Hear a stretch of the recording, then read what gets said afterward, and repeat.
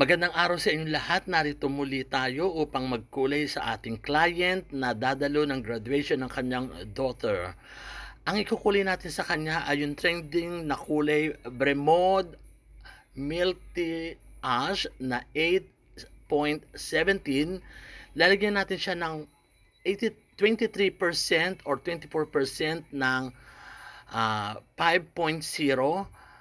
at ihahalo natin ang 9% oxidizer at ipapahid natin iyon mula sa kanyang puting buhok do sa root. For 45 minutes bababad natin yon. Ito na ang resulta ng kanyang hair.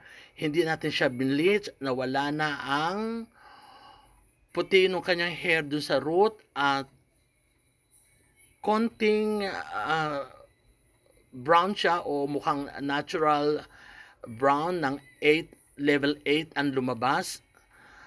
At I think nagustuhan niya naman ang ginawa natin pagkukulay sa kanya, pero at the same time yung gamot na nilagay ko sa pagkukulay, hinaluan ko nga pala siya ng cellophane kasi ang kanyang buhok ay hindi maganda at yun ang nilagay natin para pagpasok ng kulay do sa hair niya kasama na yung cellophane.